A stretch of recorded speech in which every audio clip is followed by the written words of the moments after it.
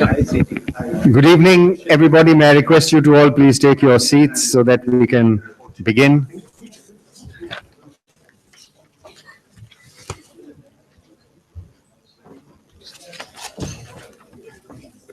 We have six speakers so that we can in this panel, and we have about we are scheduled to end at 10 minutes past 7.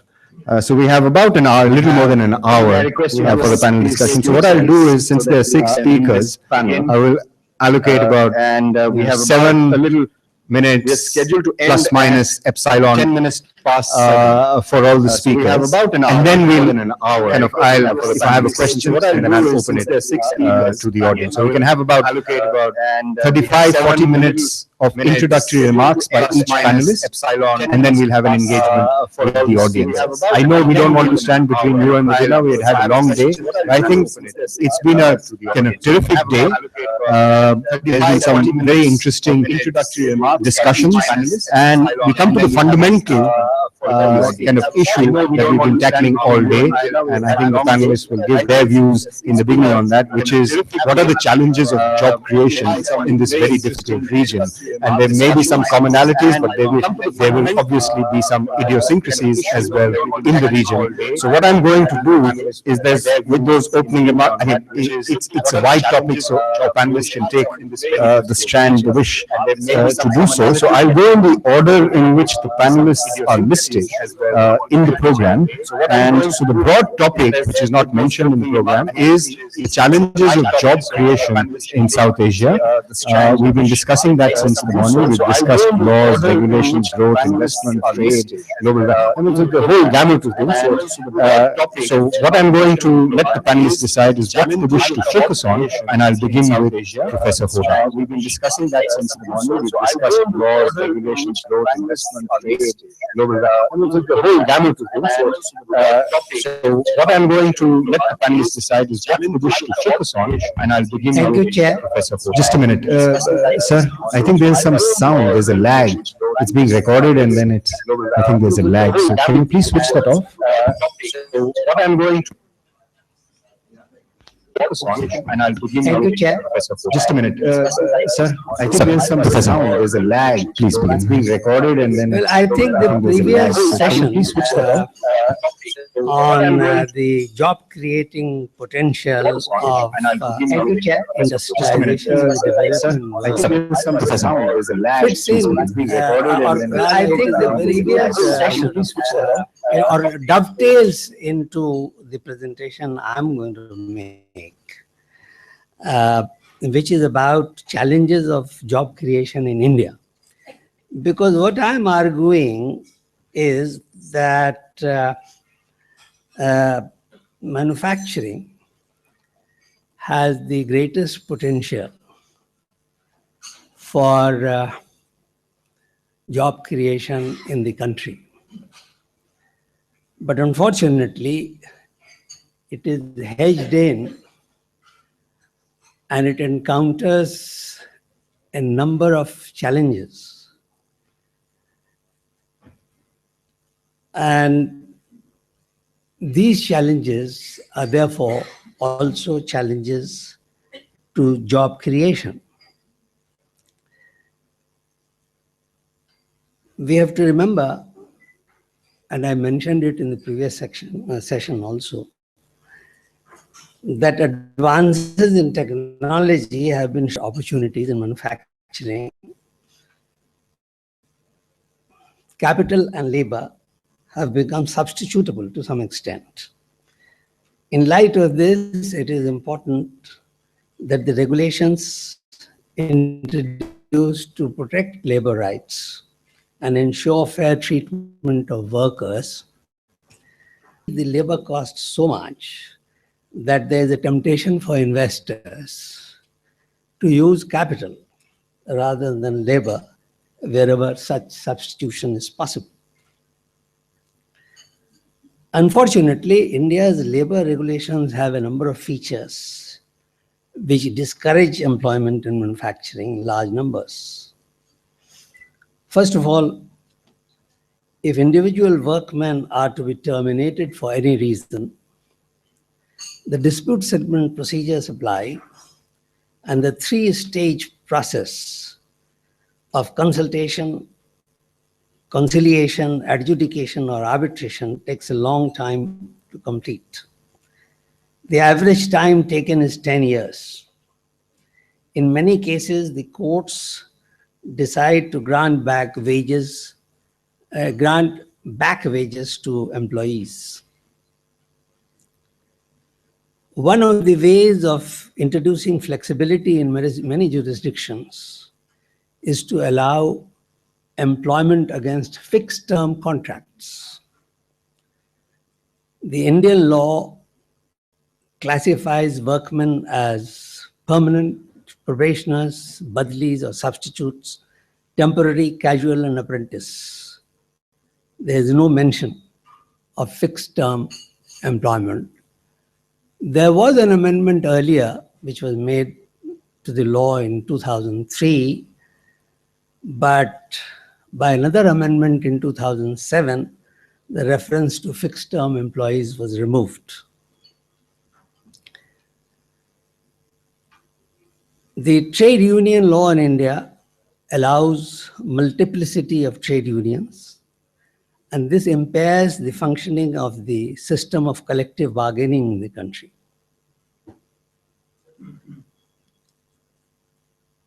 The labor laws in India do not give flexibility to employers to vary the size of the workforce in order to respond to the changing situations in the market.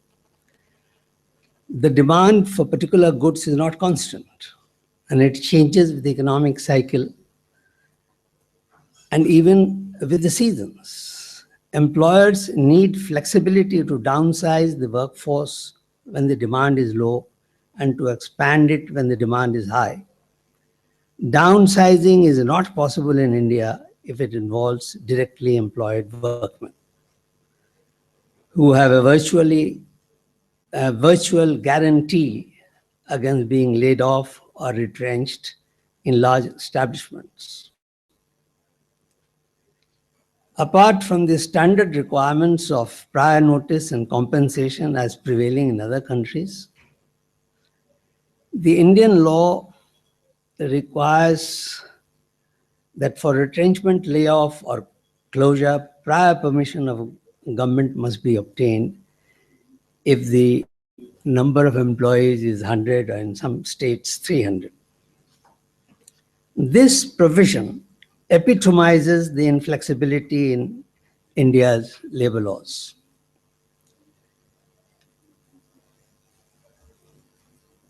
The prior permission requirement for establishments has inhibited the setting up of units with a large workforce in labor-intensive industries like clothing and footwear.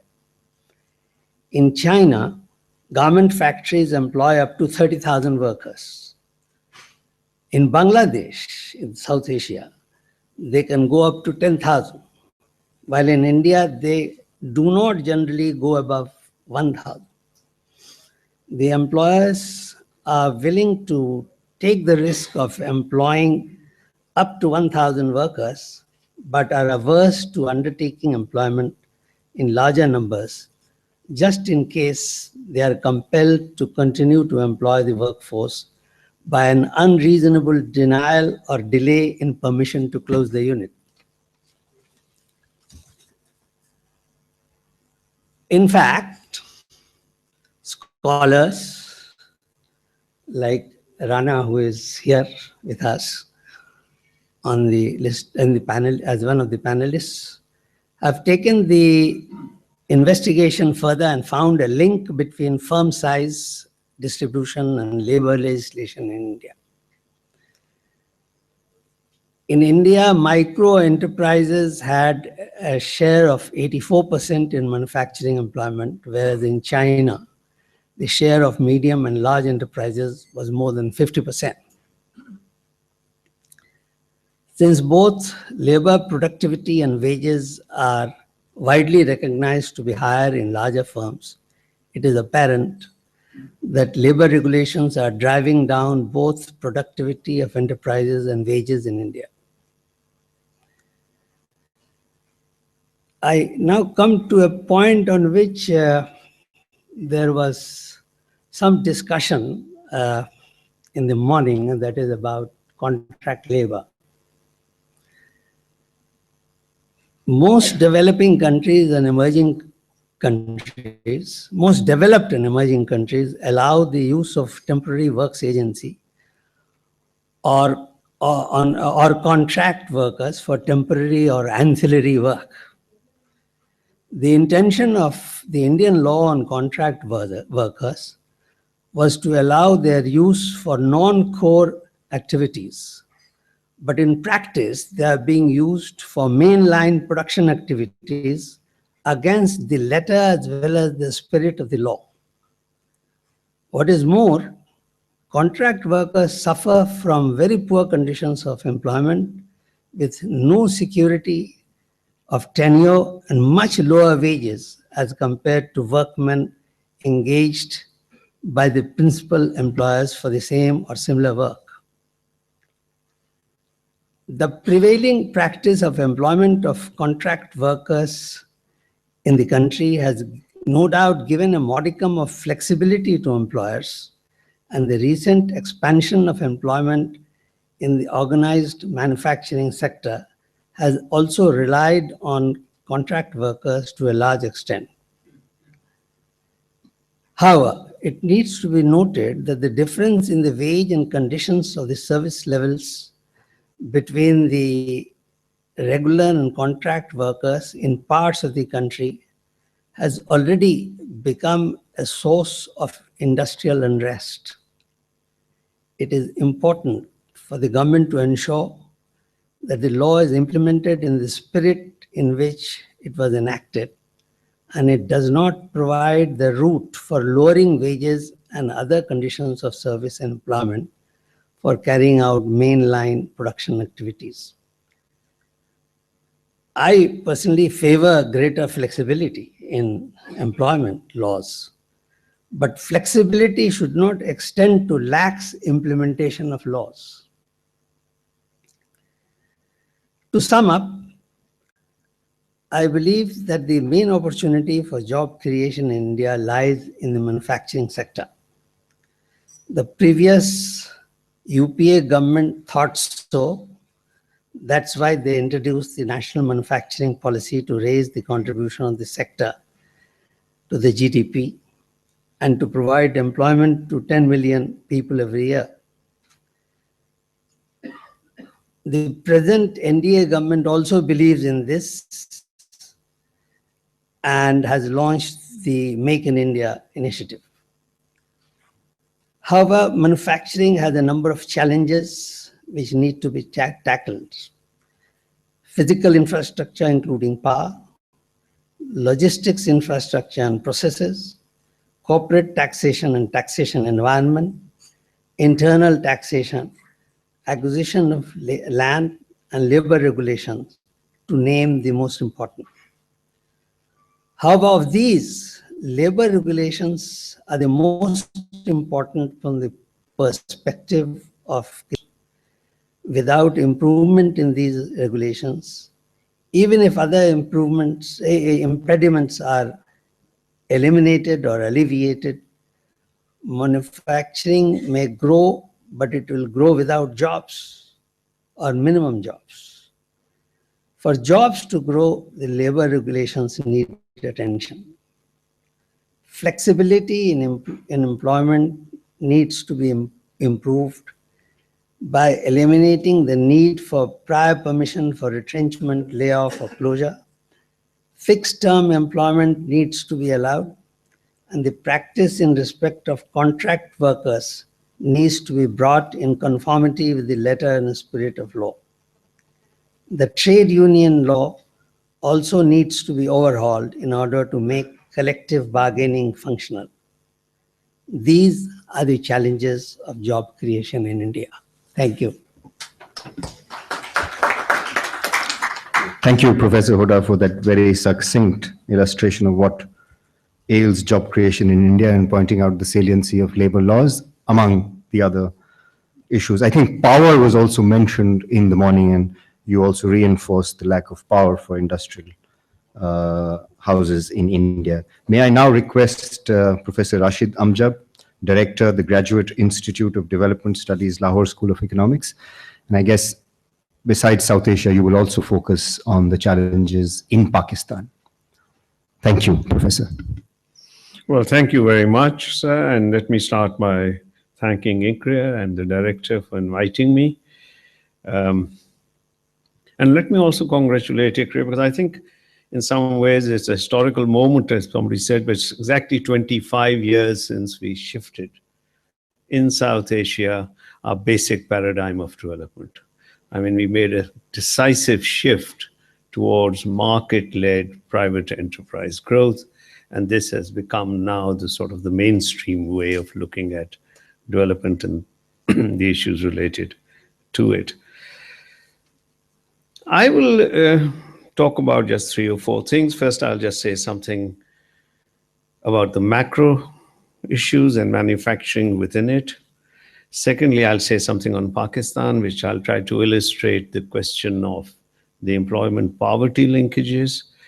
And finally, I have this idea of what I think are the 3 challenges, and at least 2 of them are very controversial, so I'll leave it for room for thought.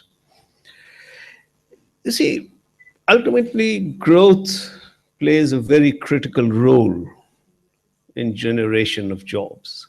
On that, you may disagree in terms of the intensity and the final outcome, but without growth, you can have no jobs.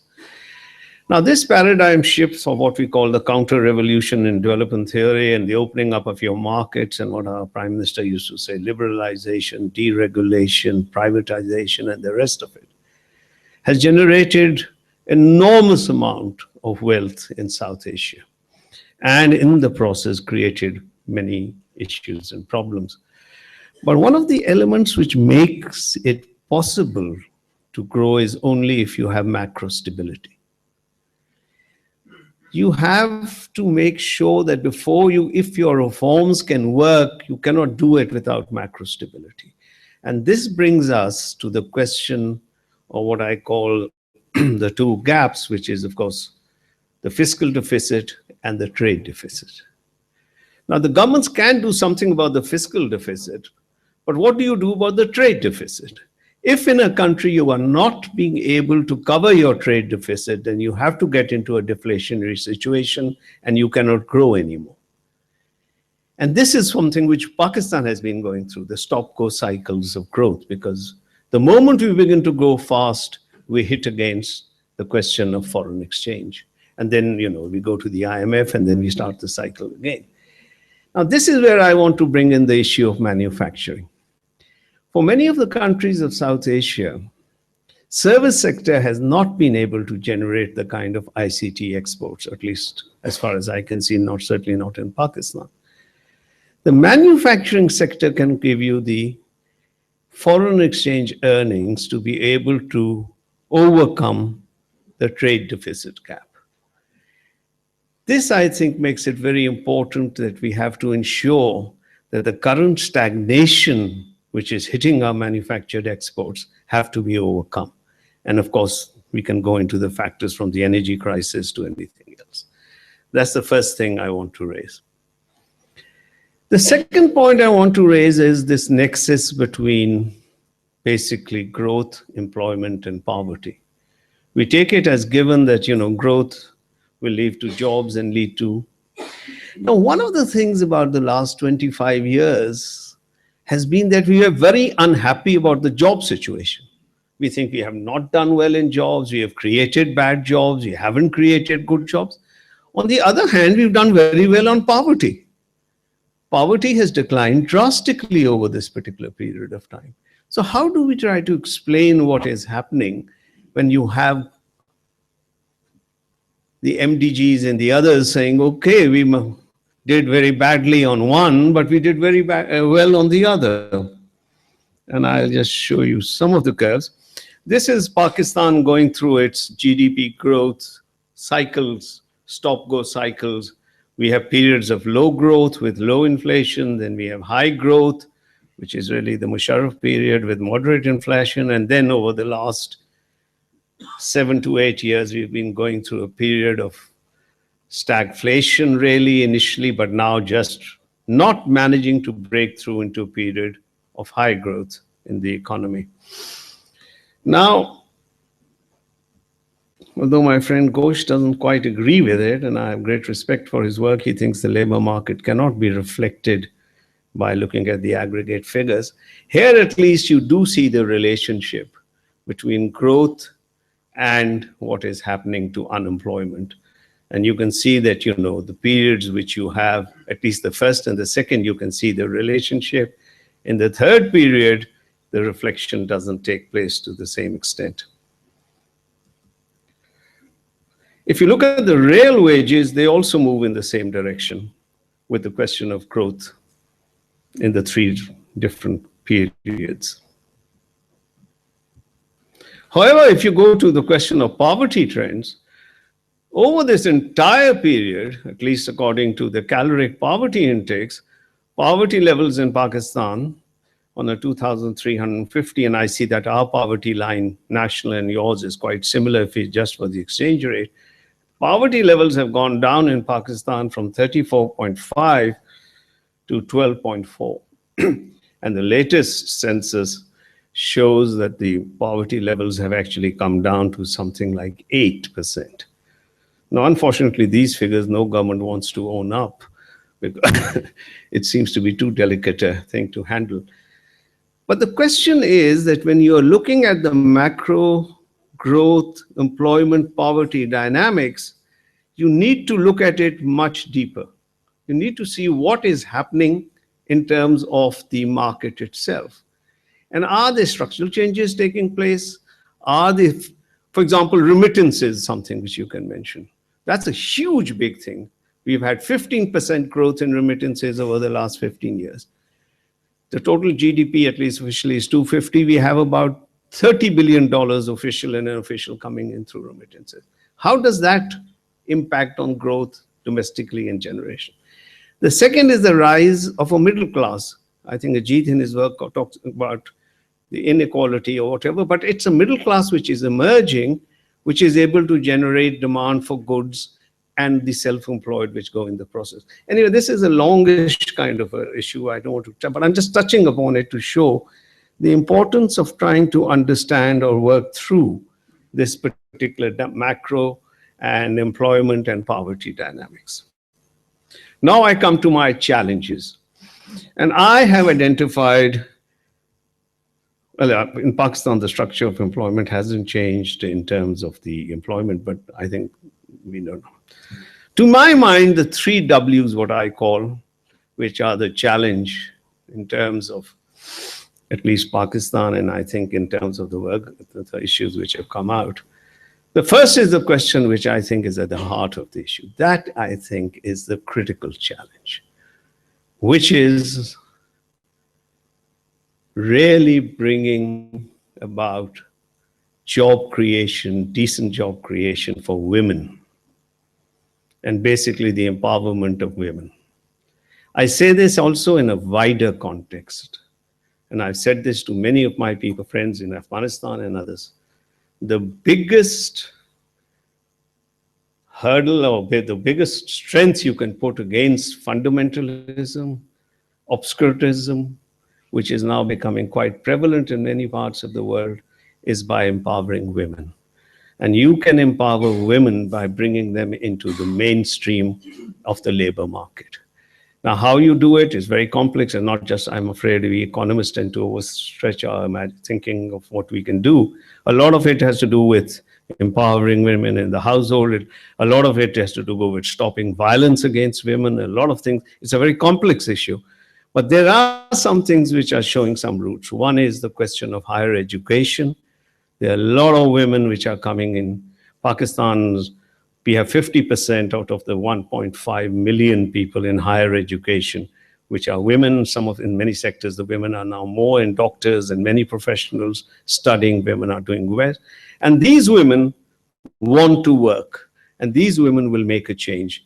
It's these kind of interventions that we need to look at and that we need to make sure that we can do. That, to my mind, is one of the most major challenge in a broader context. The second and third are related and are controversial. Working conditions. Now, this whole debate about, I've never been able to understand the formality and informality. I always believe the informal economy is a bit of a black hole. Once you go into it, it's very difficult to come out of it, but that's a different debate. But the real issue, in some sense, is working conditions. And how do you sort of try to ensure, how do you try to prioritize in terms of working conditions? Now, we have actually, in some sense, an agreement against worse forms of sort of child labor, bonded labor, other forms of labor. Okay. Where we are going to find the most challenging is, for example, in terms of domestics. That is going to be, we've done all this, it's going to be very difficult to improve working conditions, but that is a challenging area. My own feeling is that you need to prioritize on the working conditions. Start with health and safety. That's a huge, big problem.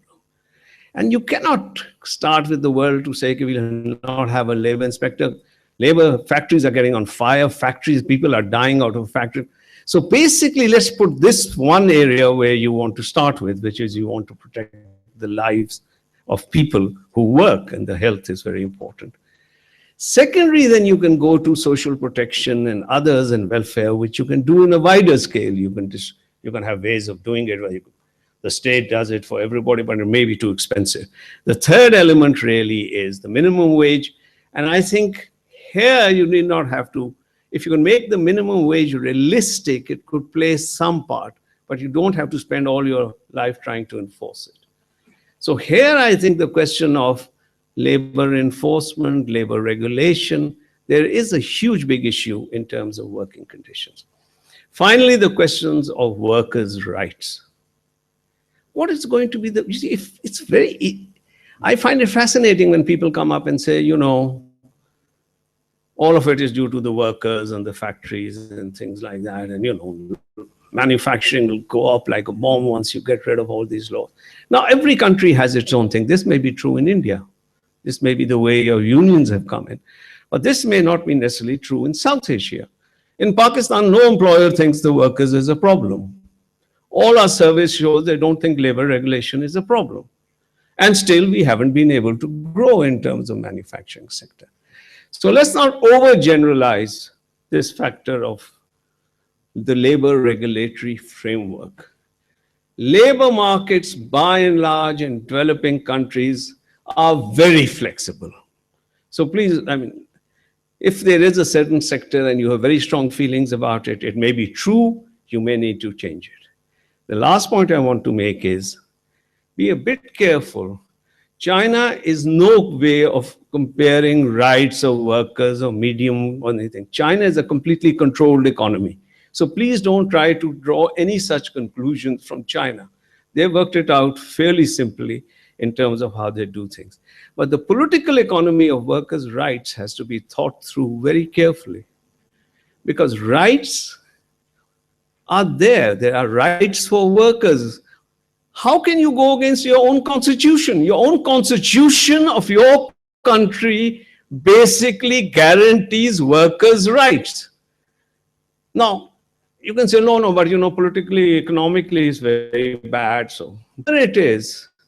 The fact of the matter is that the way the challenge will be really, and I think Hoda Sahab said it, and I'll end on the same way, let's have laws, realistic laws, which respect workers' rights, and then make sure that we enforce them.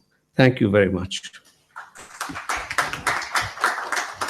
Thank you, Professor, for those perspectives, and again, pointing out the importance, but not the salience of labor laws, the other constraints, and also for bringing in the women empowerment issue. I think we haven't discussed too much of gender. There was some discussion of gender in the morning, but not too much of it. So thank you for bringing in that perspective. May I now request Ajit Ghose, Professor, Institute of Human Development, New Delhi, and of course, a well-known researcher in labor markets in India. Professor Ghose. Thank you very much. Well, I'm going into an aggregative kind of a picture, and I'm going straight to the challenge to begin with. What is the challenge, the employment challenge we talk about? And start from there and then go into, okay, essentially this South Asian group, South Asia, has a labor force of something like 655 million. And this is going to grow by 10 million each year. So you can immediately see that each year 10 million jobs must be created just to maintain the status quo. And status quo means that we have pretty poor employment conditions, so they remain equally poor. But basically, this is the tip of the iceberg, because these economies are dual economies, and the organized sector is, or formal sector or modern sector, which whatever we call it, that is very small, employs very small proportion of the labor force. My estimate is just about 17% on South Asian basis. About 17% are engaged in, are working in the formal sector. And then self-employment is about 58%, and the rest are casual wage employment. That's the kind of scene we're talking about. Now, in this kind of economy, unemployment is typically low. And so we observe in South Asia, it's just about 4%. But even 4% unemployment gives you a figure like 26 million who are unemployed at this point of time. But a far more serious problem in this kind of economy is actually underemployment and sort of not worthwhile kind of jobs. And again, at a conservative estimate, that's about, underemployment is about 13%, which makes it about 80 million persons. Then, most important is, and some people have mentioned this, that there are women who don't even enter the labor force because what I think, because the kind of jobs they could have are simply not worth having. They're extremely arduous, they don't pay anything, and so it's just not worthwhile. And but if better jobs are available, if things work better, then many of them, a lot of them would actually enter the labor force. Now, if I take account of that, my estimate again is something like 134 million women who would potentially be available, who would potentially join the labor force, provided things get better.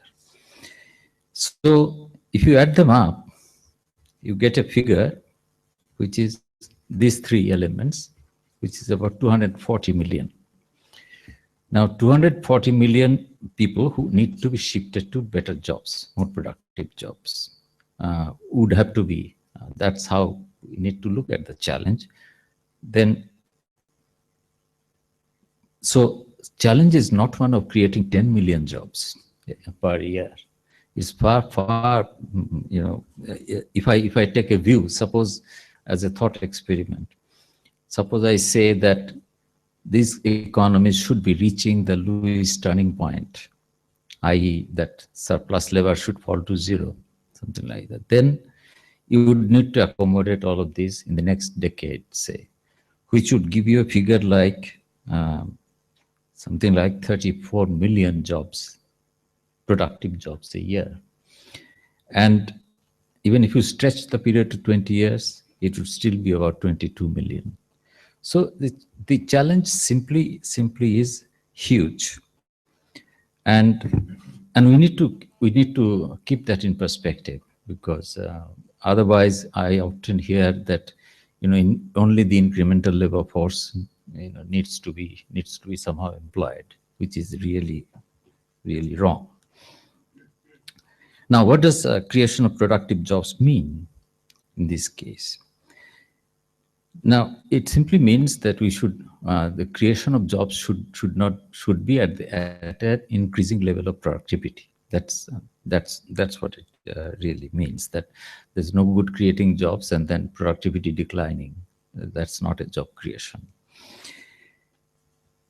So one way of thinking about it is that the modern organized sector should be creating jobs, and there are better jobs, we know, than the jobs in the unorganized sector. And so creation of jobs there and people transferring into those jobs obviously you know, satisfies that criteria of increasing level productivity. But then organized sector is very small here. It cannot, I mean, again, take an illustration. You have 1 million people working in the organized sector in South Asia. Now, even if the jobs are growing there at say 5%, that would only mean 5 million.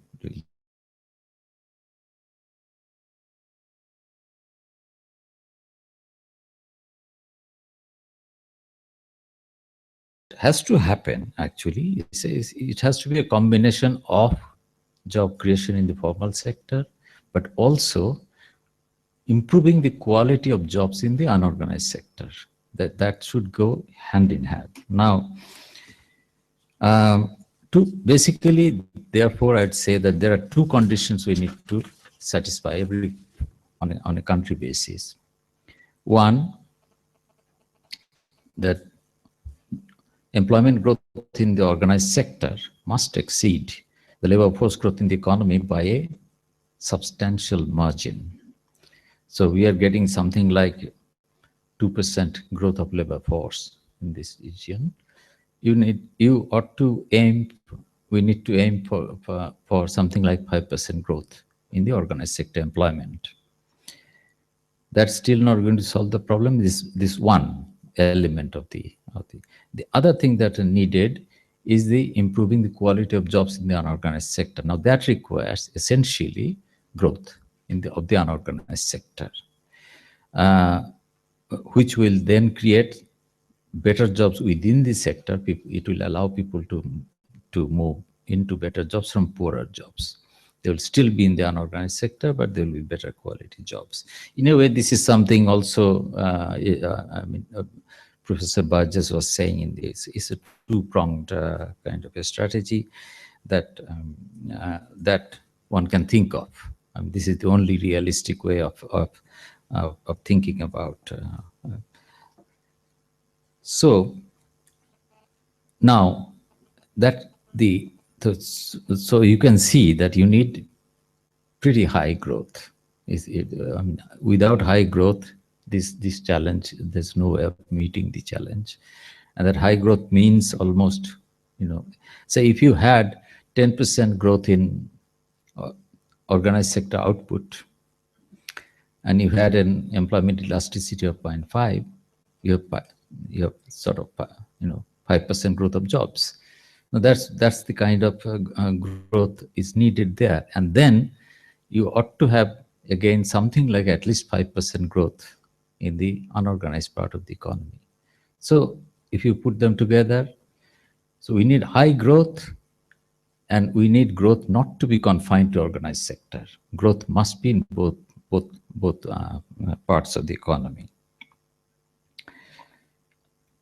Now, I will just point to two, three points before I stop. I mean, it is a daunting challenge. There's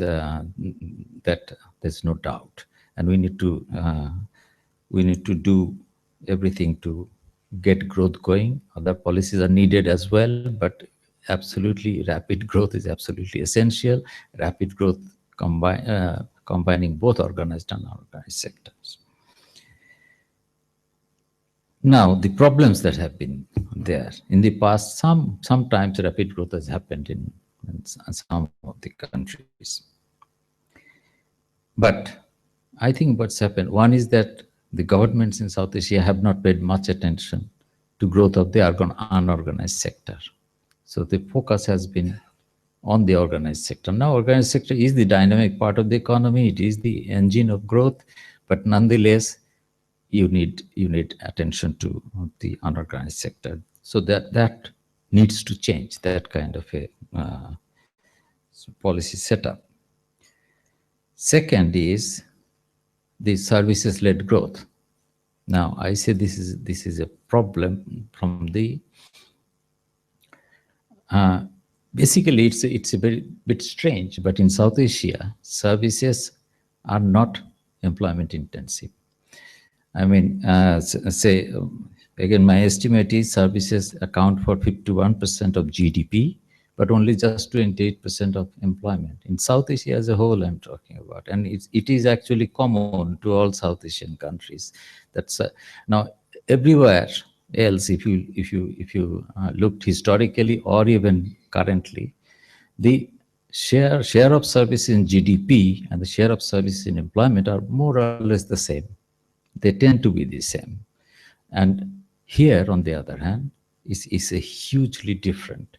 Manufacturing is actually far more that way employment intensive. Services are not.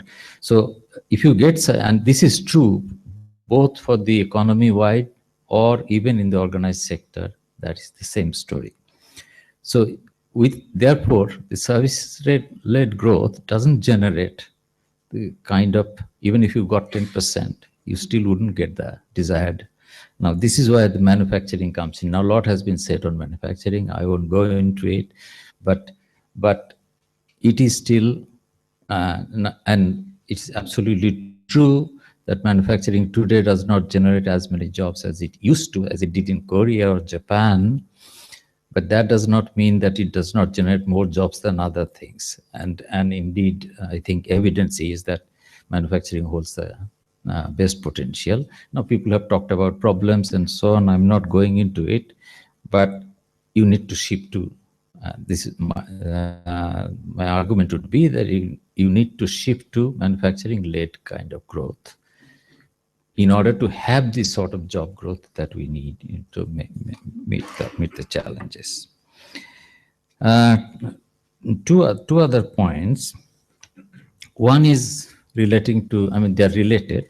One is relating to education. I mean, here, as far as manufacturing-led growth is concerned, one should also bear in mind it's not just the quantity of jobs, but manufacturing is the one that actually provides jobs to less skilled people, meaning lower education level and so on, because there's a lot of possibility of learning on the job in manufacturing and so on. So it's not just quantity, but also the kind of composition of jobs. And our problem, the stock of surplus labor that we have, and the that is mostly unskilled. If you need to pull people out of there, you must be thinking of creating jobs for relatively low skilled people and not sort of tertiary education, high skilled kind of people. And services generate precisely those kinds of jobs, much more for the high skilled people. So this is another reason why manufacturing is important. It's not just the quantity, but also kind of jobs that you can get. And now two small comments. One is relating to education. Education policy in South Asia, again, this is common actually, has been, I mean, too little attention has been paid to basic education and too much to tertiary education in the past. And a distorted pattern of education, if you compared to any other, say, East Asian countries.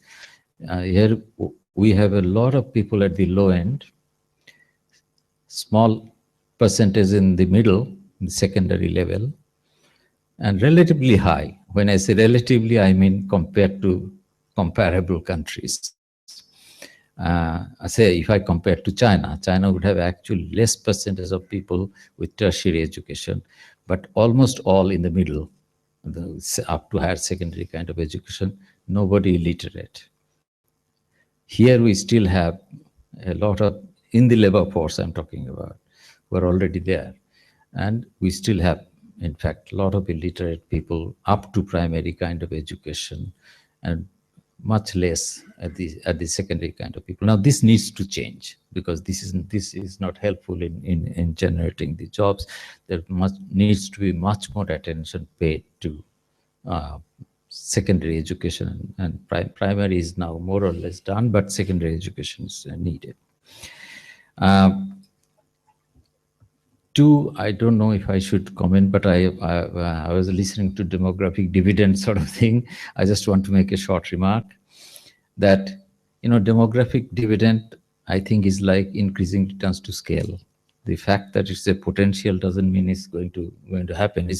You can have potential in industry where there will be increasing returns to scale, but you must have the scale to realize that, and production level to realize that. That's how it is. It is actually growth that will bring the demographic dividend, and not the other way around. And I have never understood the argument from the other side. But I think my time is up, so I'll stop. Thank you. Thank you, Professor Ghose, for the very succinct and clear discussion on the need to bring back manufacturing on the focus if we want to create jobs in South Asia. Emphasizing, of course, the need for also creating the nature of jobs that we have to, given the magnitude of the problem, which I think you multiplied many times over than we have been discussing since the morning. May I now request Professor Burgess? We know him, he's already spoken. Professor of Economics, founder and director of the International Growth Center, London School of Economics. Professor. Okay. So let me just try to sort of say something a little bit different. So a couple of reasons why I'm sort of reasonably optimistic about South Asia is that if you go around the world, as I do, you see a lot of South Asians in doing all the best things you could possibly be doing. Now, they may not be doing that in South Asia, or they may not be doing it, say, in Bihar, but they're doing it somewhere. And that, they're an innovative lot in all sorts of things. Some writers to IT, to pharmaceuticals, doctors. And so I think so basically the way to characterize the modern world is global competition now, not just for capital, but for human capital as well. And obviously these guys are voting with their feet. Guys and girls are voting with their feet. So, but nonetheless, there's a lot of talent. So going back to the sort of thing that I was talking about this morning about the allocation of talent. And the second thing, which I haven't thought about too much, but I think is interesting, is this drop in fertility down towards 2, which I didn't believe. A colleague of mine, Silvana Tenreira, told me this was happening. I said, it can't be happening. And so I went and looked, and actually it is happening. Even in South Asia. It's happening less in in Sub-Saharan Africa, but it's really happening across the whole world. And what does that reflect? That basically reflects a shift from quantity to quality, roughly speaking, that the parents of children want better quality children because they need to have better quality children to get into the better quality jobs. They don't want their children to continue in their footsteps, working, say, in agriculture. And that, I think, is a huge cause for optimism, because it means that the problem that the former speaker was talking about will slowly get better over time. You're going to have a huge, pyramid type thing at the moment, but that will narrow. And so what it suggests to me also is that anything you can do to push. And I found, for example, Rob Jensen's work so this is a paper in the QJE where he went someplace outside Delhi, and all he did is tell people about opportunities for call center work around Delhi and Gurgaon and so on.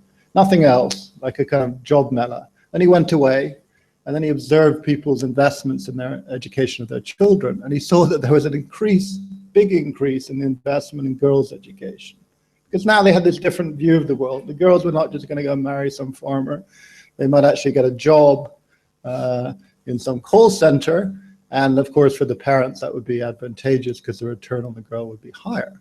So I think what you've got in India right now, you could claim that, you know, the government's doing a lot on education, but a lot of it's on the demand side. Parents are realizing, I want higher quality children, and that's sort of feeding off. Obviously, it's feeding that sort of virtuous cycle is working better in some places in India than others. Typically, the more high-growing areas are working better. But that comes to this point that education and human capital are the kind of big things. People want the quality, and you have to provide them the means, whether it's in public education or higher education, to get that. And to be even more provocative, you know, why aren't Indian universities hiring? Look at my department, there's virtually no British people in it. Lots of Indians, lots of Italians. That's good. That's the market for human capital. And, you know, Indian universities might want to start thinking about in those. If they want to attract the best people into universities, they're going to have to start attracting people from across the world. So on the sort of human capital front, I think something which was sort of pointed to this morning, which I really do think is important, is that India, Pakistan, Bangladesh, and so forth, hasn't fully developed a managerial class. That sort of when you look at the US history, you look at golden caps, that was a huge change. And one thing that was really important is you could now delegate management of your firm to somebody who, you know, been trained in some half decent place and would do a reasonably good job of managing that firm. And really importantly, a lot of the sort of service industries that came up around manufacturing, but were what involved women. So, you know, the women having less kids, getting married later, and investing much more in their human capital and going in, you know, initially to be clerks and then moving up that occupation distribution. And that's going to be a huge boon for South Asia if they can encourage that. So I think these things are very linked. And then finally, again on the human capital side, and again a little bit provocative, one thing I've been doing for the last 7 or 8 years is studying the Indian Administrative Service. And that's interesting for a couple of reasons. One, it's a very interesting service and very powerful, but it means that I have to go in a car pretty much every year for the last 7 years from Delhi airport to Missouri, which the study is done with Missouri. And so I get to see like the Indian countryside up close. And going back to this point, I think one thing that's really noticeable in that drive, and it's literally happened, is just the kind of these development of what I would call economic thickets. These are not fancy things. They're like motorcycle helmet shops, cell phone, I don't know, changing a bit of plastic in the front of your cell phone. And I think there's sort of becoming a little bit of a false dichotomy between manufacturing and services, because a lot of services are to support manufacturing. You think about finance, you think about insurance, but also a lot of those services are the first port of call for somebody who is just coming out of being an agricultural laborer, a small care, and they're valuable because they give you a bit more productivity. And going back to the former speaker, I think that's going to be a big chunk of why, is a big reason why India's not done, it's done pretty well on poverty. But a lot of the kind of, when you break down GDP, a lot of that is not in the sort of unorganized sector, but it's nonetheless valuable from a welfare perspective to get people up one notch. And then another thing which I've sort of picked up from John Sutton's work in Africa is that, so the traditional view of industrial policy in Africa, which I think is fairly common and promulgated by the World Bank and so forth, is you just sort of support SMEs and then suddenly, you know, they grow into, I don't know, Microsoft or something, right? Well, apparently it doesn't work, at least in Africa. And so what John Sutton did is he looked at a bunch of countries, of 5 or 6 countries, did these enterprise maps. And, you know, Africa is a good place to do that because there's virtually no firms, so you can actually sort of count them and look at them. And what he found is that most of the big firms in manufacturing, which there's very, very few, so India should feel very good on that front, didn't come from SMEs, they came from trading firms. And what that points to is something which I think is often forgotten, which is that vertical integration is incredibly important. So if I take myself to, say, Patna, and I want to develop industry in Patna, I would be doing everything in my power to get not just foreign investors, but Bengali garment manufacturers, anybody who knows how to do garment manufacturing or any of these industries, to come in and set up plants, because then the managers of those plants will set up plants and so forth. So I think we need to think a lot more about how to get investment, both domestic and foreign, into these places. And to me, that also points to something which has sort of come to light with studying the Indian Administrative Service.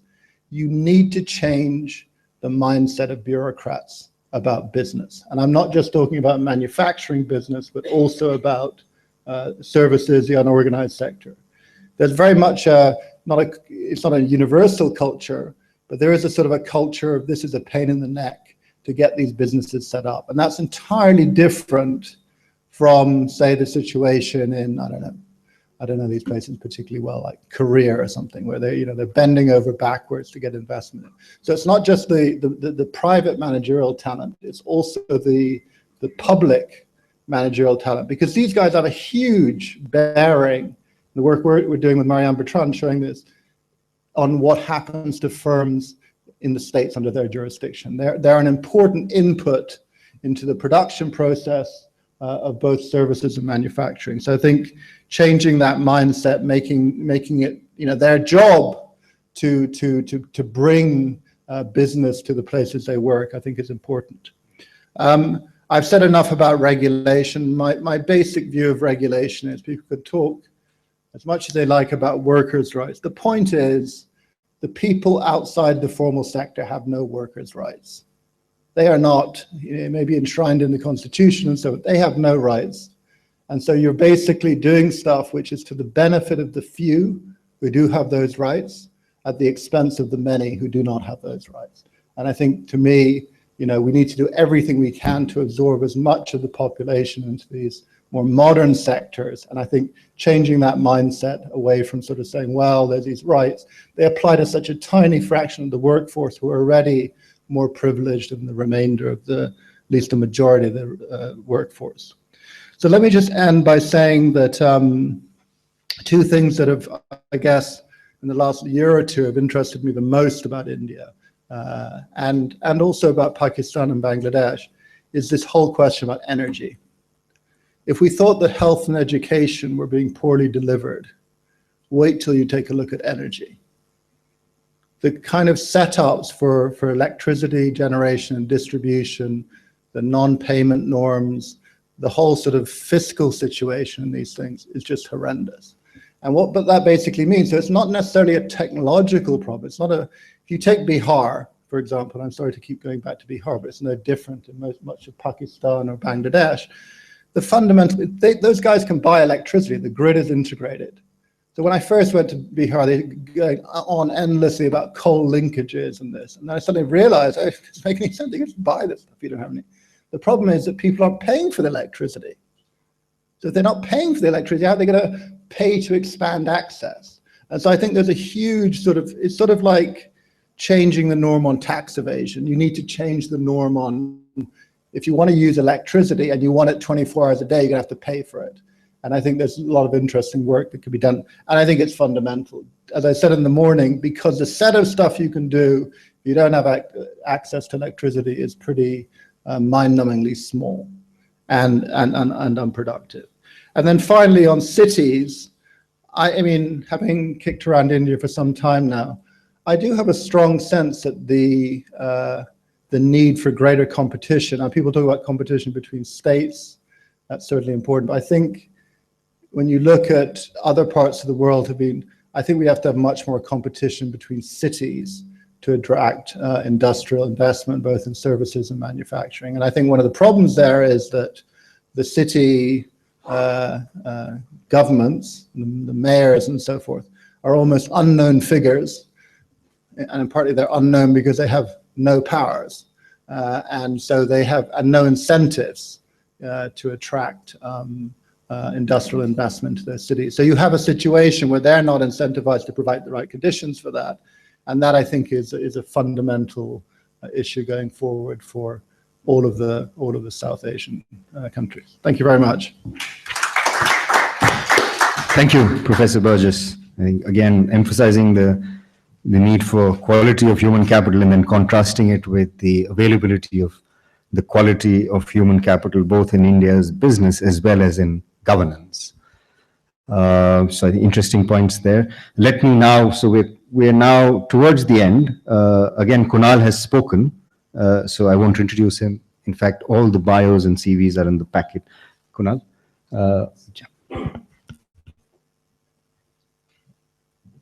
I'm getting conscious we're getting closer to dinner time. So I'm going to try and keep my remarks quite short, and also because I've already spoken a bit about this issue earlier. So I want to first divide my remarks into job creation in the informal sector, and then I'm going to talk about the formal sector.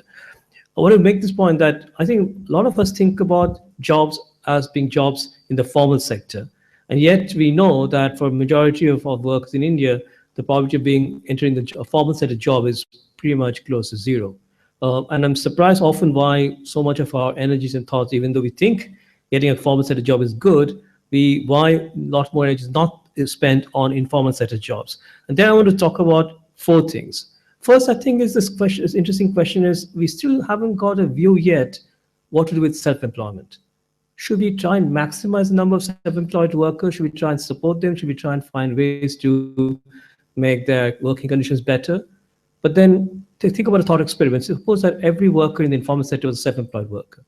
So we'd be a situation in a situation where we have almost all of them in a very unproductive jobs and low-wage jobs. And we know that historically countries get out of self-employment into wage labor. So that's obviously not something we want to see. On the other hand, is that the policy objective to try and maximize wage labor? Well, that's also not possible, because you can't have all firms employing wage labor, because we need some workers to be wage labor. So we need a balance between the two. So then how do we get this balance? So how would we think should be the optimal division between those who are self-employed and those who are employing wage labor and those who are wage laborers themselves? How do we make this transition? How do we get this balance right? And how do we decide at which point do we need to make sure that these movements that should be happening in the informal sector from self-employment to being somebody employing wage laborers or being a wage laborer is something we want to encourage. Clearly, the ideal situation would be to see self-employment getting close to zero over time, and to have a whole bunch of productive wage laborers working in firms employing wage laborers. And mostly all of those firms for quite a long time will be in the informal sector. I don't think we've got this thought experiment worked through in our minds, and I think often this leads to a problem with policy issues.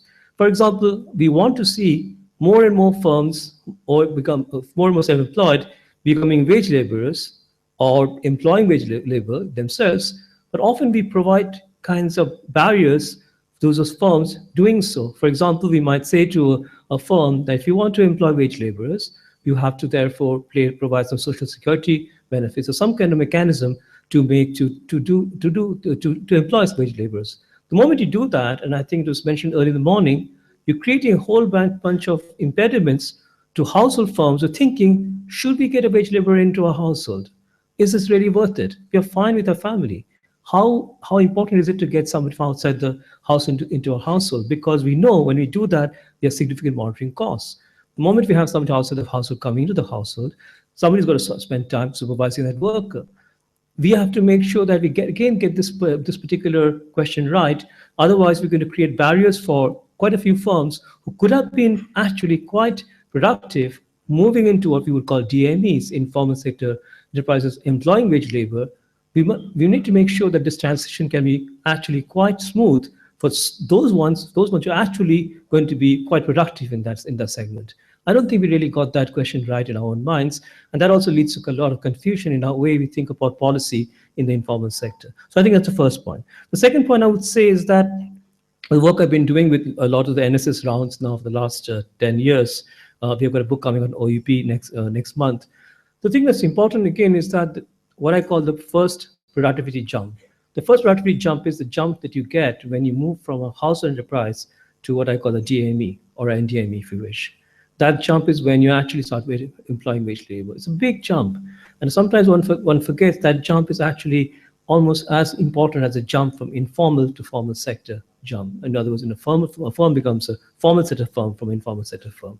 So that jump is something we really want to encourage. We need to get that right. We need to understand exactly why do some firms make that jump, the majority don't. And I think on that, I think there are several probably issues, and I don't necessarily think that I've got all the factors in place. One I do think is a question about skills. I've been doing a lot of interviews with firms in that kind of category.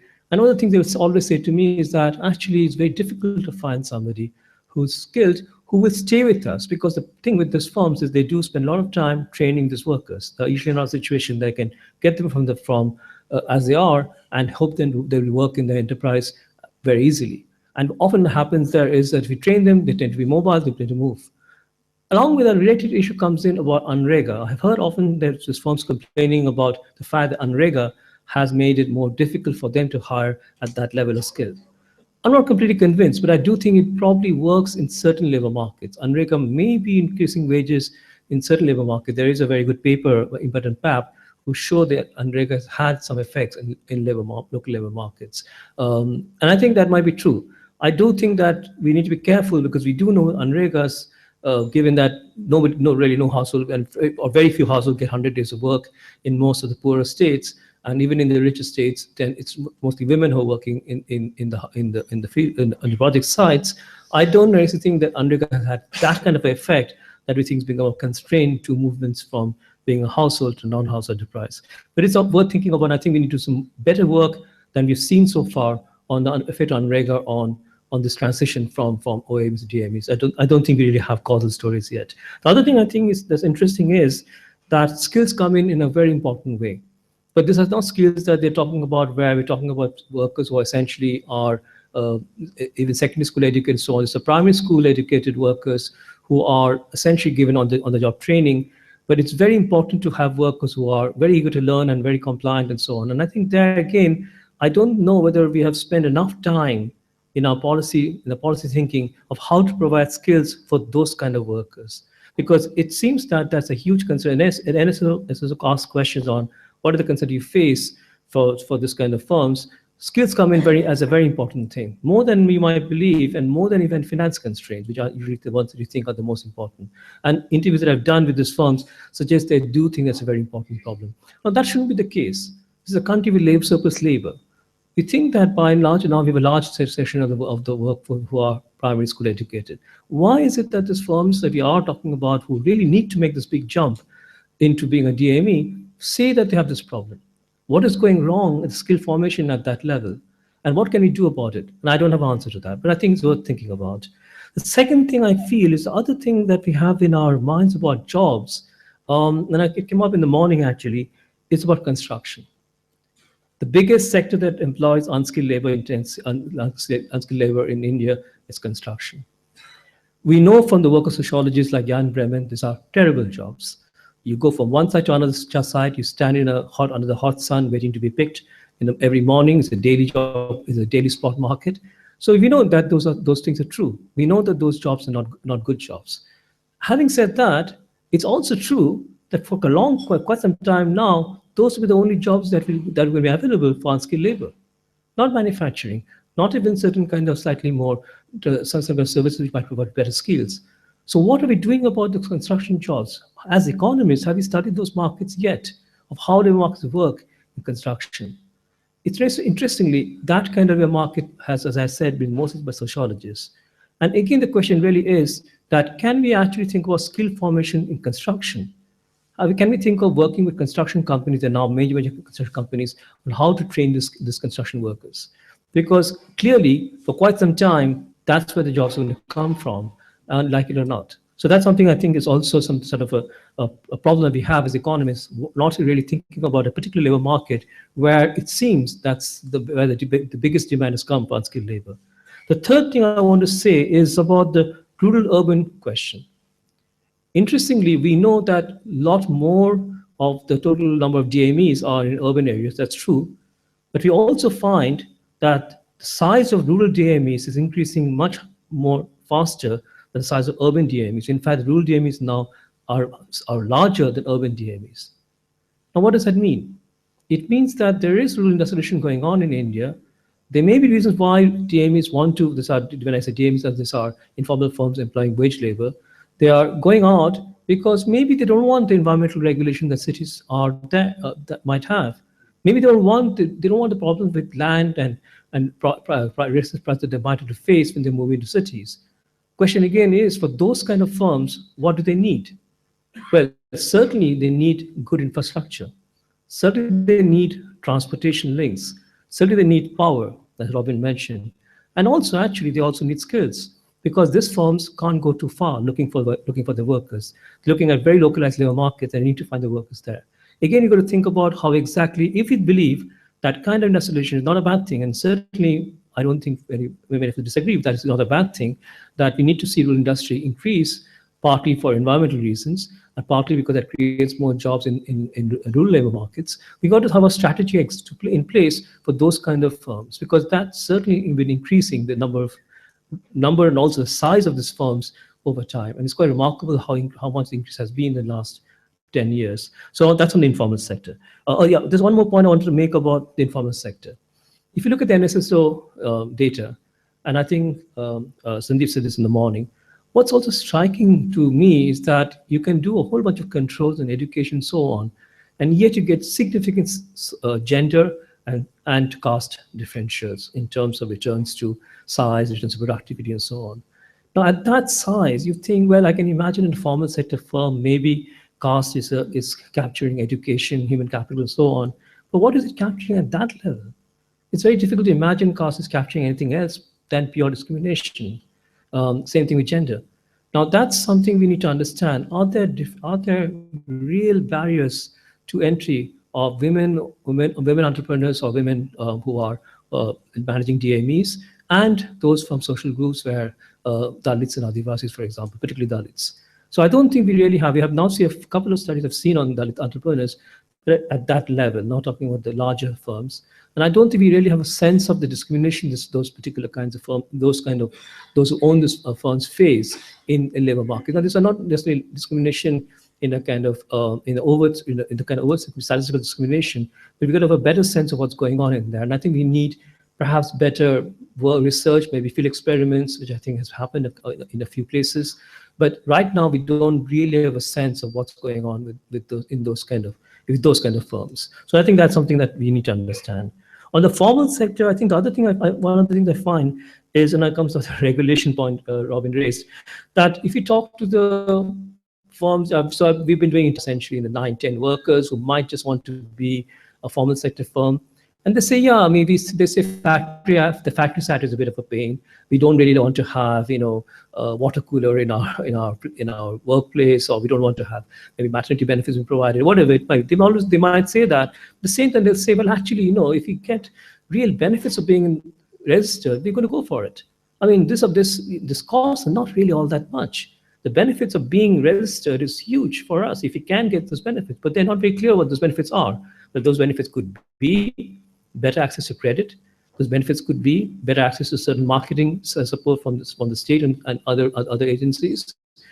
And there could be different kind of benefits which they could get. And I think we focus too much on the costs of regulation and not very clear about what the benefits might be, and perhaps not worry too much, because certainly I don't think we can argue we need to strip down those regulations. I mean, the Factories Act has minimal regulations on conditions of work. I don't think we can say, sorry, if those are really not on, we need to make them even easier. I don't think that's the policy prescription can really have. So the question is, what is it we can do for those kind of firms? They're thinking about being formal, not sure about whether that's really good or not, and provide mechanisms or support that can make it easier for them to become formal and increase the possible benefits that they get. So that's one. The other thing I would say, that Schleifer and Vishnu has this really nice paper which shows that actually the transition to informal to formal doesn't really happen. I mean, there are a few firms who might have made the transition. The majority of firms which are formal start being formal. So really, again, we spent so much time thinking about this informal-formal transition question, and I do think that for some firms that's an important question. Maybe the bigger question is, how come we are not really able to generate more formal sector firms? In other words, why is it that we can't encourage venture capital, risk people who want to be entrepreneurs for small scale firms and so on? What is it that is lacking in India where we don't seem to see enough formal sector firm creation? Because that's where it seems to be the problem.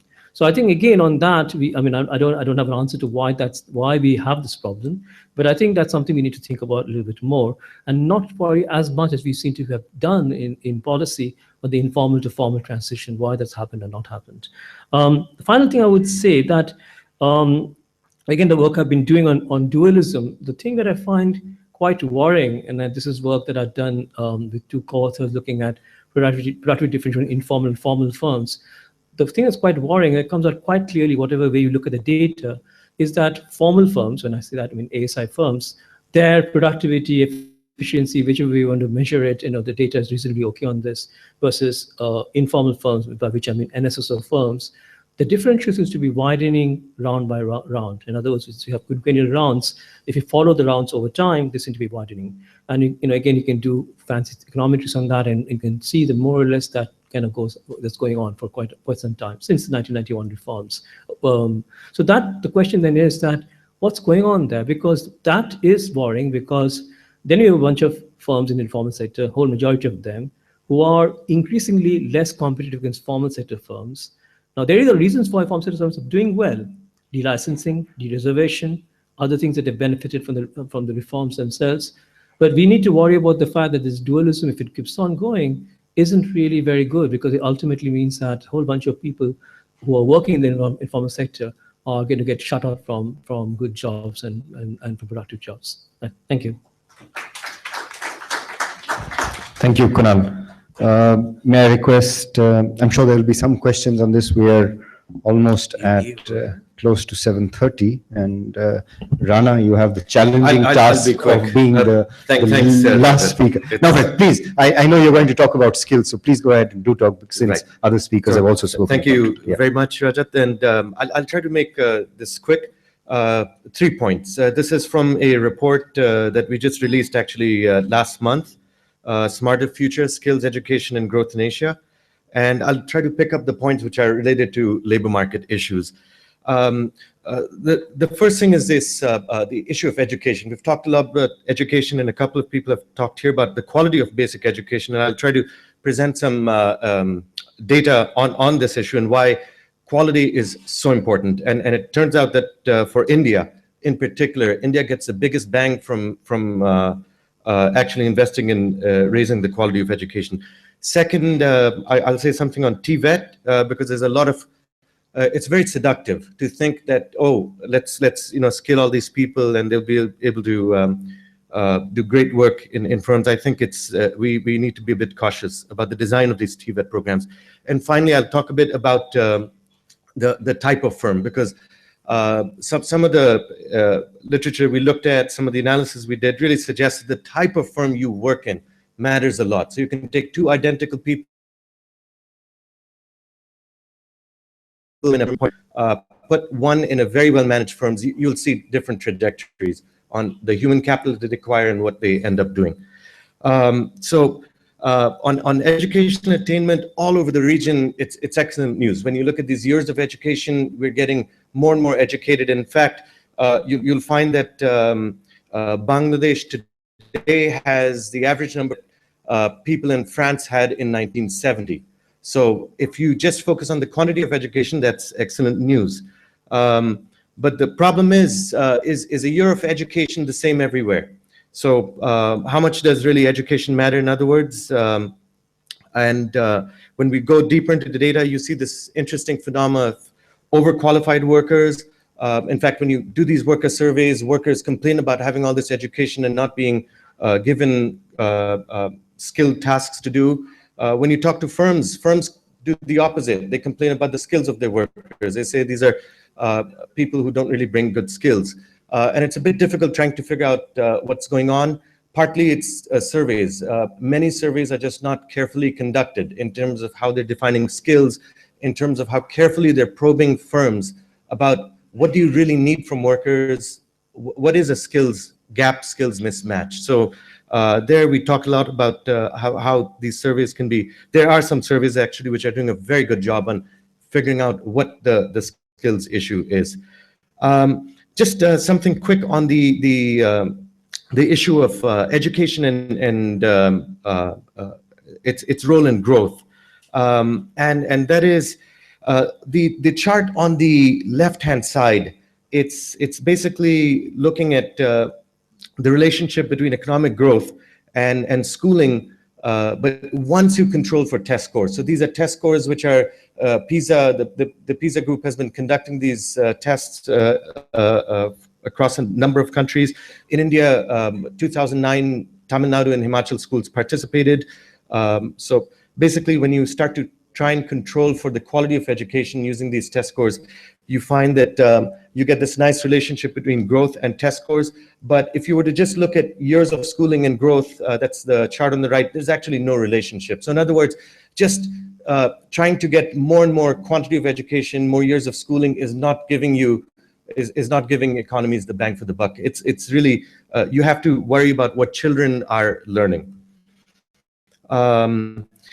And in fact, then we just looked at 3 different scenarios. So scenario 1 is where each country gets, basically you take the distribution of the test scores constant, so the quality of, you hold the quality of education constant in your country, but try to expand access to OECD average levels. And this is the kind of return you get on GDP per capita for over a 30-year period. So between 2015 and 2045, if you look at India, you see about a 30% increase in GDP per capita.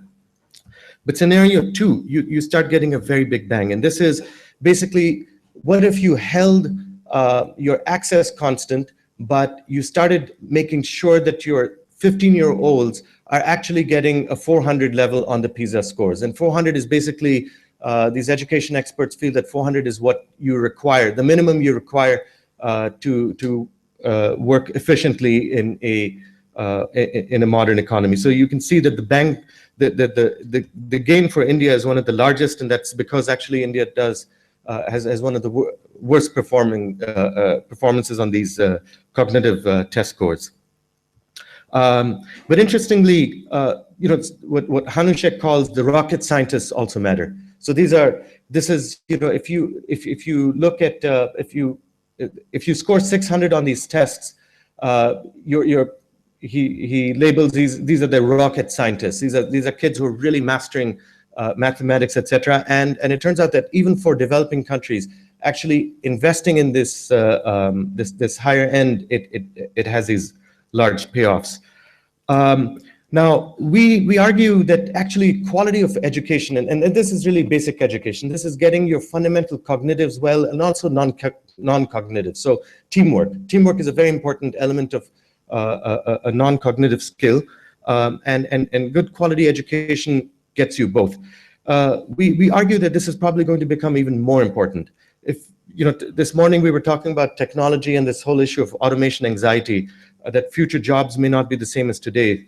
And in fact, if you took a very static view of the world, this is this work done by Frey and Osborne, where they looked at different occupations and talked about how much computerization might destroy these occupations. We find that, yes, if you look at those occupations, you look at our developing countries, a number of them actually have a large share of their population or workforce in occupations where you could be facing a risk of the occupation just going away. In this kind of scenario, it's if we look at history, and somebody brought this up very nicely in the morning. If you looked at, you know, turn of the century, 20th century, 40% of the U.S. labor force was in farming. Then you had the Green Revolution coming in, tractors coming in. The fact is, 2% or less of America's workforce is in farming. Everyone else is in other sectors doing well. So every time that this automation anxiety has come up, and actually over the last 200 years, we've seen that the labor market does work out. New jobs come in. What seems to be in the literature is that what helps is really having a workforce which has a good foundation of these cognitive, non-cognitive skills.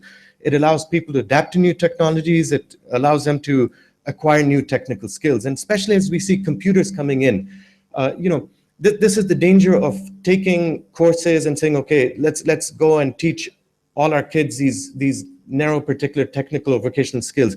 You don't know what's going to happen out there 5 to 10 years. So in a sense, it's fundamental to make sure that your primary and basic secondary education is delivered in a solid manner, because once you have those basic foundational skills, you can get the rest of the skills fairly easily. What we do is we then ask the question, okay, what will it take to actually get educational systems able to deliver this high quality? And what we did over here was for 67 countries where the PISA test scores are globally, we also looked at a whole bunch of documentation on features of the educational systems. And we said, okay, let's look at the issue of information. So for example, does your education system go out and carry out these standardized tests? Do they make available the information on the performance on these tests to parents?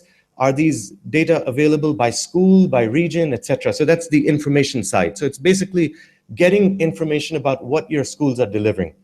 Curriculum content. This tries to capture how much you're moving from rote memorization type systems to examination systems that are, it's difficult, but testing more testing more creative abilities, etc. Then early childhood education and a variety of other factors. And what we find is actually the strongest, the factors which are most highly correlated with good performance on the test scores are actually information, curriculum content, and early childhood education. So this seems to be something that's fairly regular in the data, and that countries which have good information systems are the countries which are doing better. And probably a channel through which this is working is just it's disciplining the schooling system, school administrators, and the teaching community. Second point that I want to make is just this, that the region is really ramping up on TVET. It's not just India. You're seeing this in Southeast Asia in a big way. You're seeing this in China.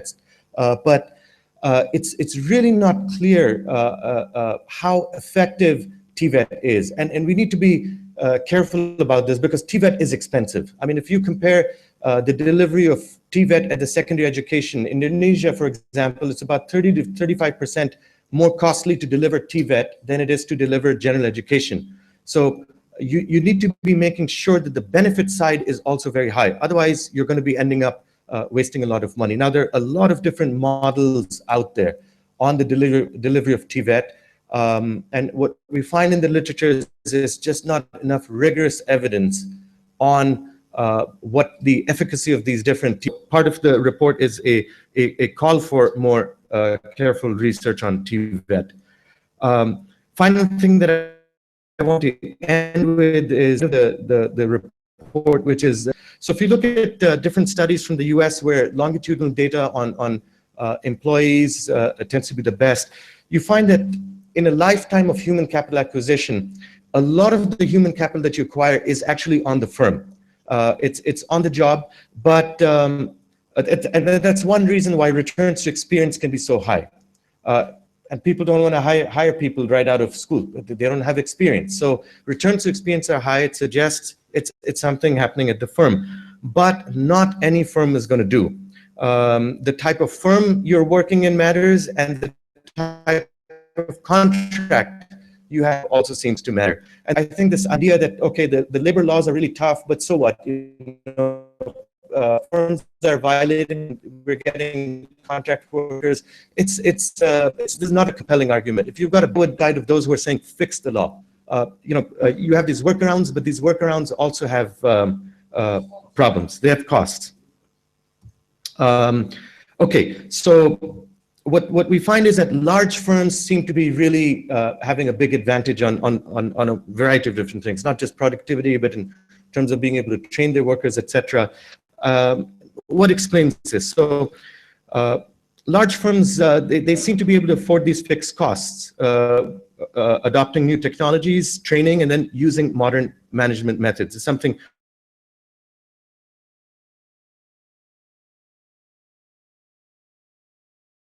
and we hired an industrial engineer to look at small firms and large firms and the technologies that they were using in the apparel sector.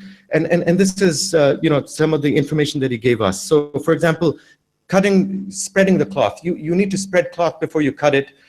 You can do it two ways. You can just spread the cloth on a table. It's not very expensive. Or for really precision and fast cutting, you can have a automatic spreading machine. The automatic spreading machine typically costs $50,000. The scale at which you need to be operating to use this, you need about 250 workers. Similarly, cutting of cloth. One way to do it is just take a pair of scissors, different types of blades, and just cut the cloth.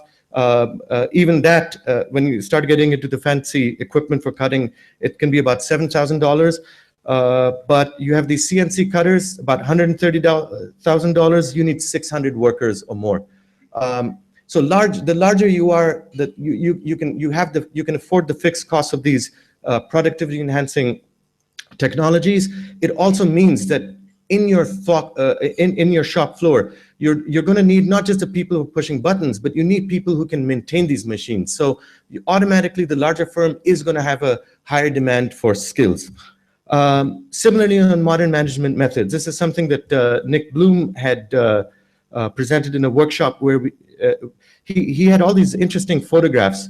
And what he was trying to show is whether it's a service sector firm or manufacturing firm, good firms use a lot of information metrics.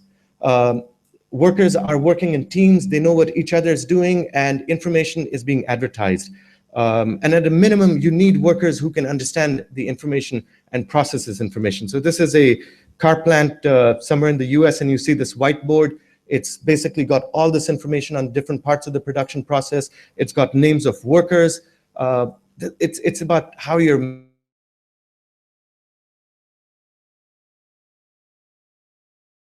sure what they're supposed. This stuff, actually, it turns out it's interesting. He shared the data for India with us.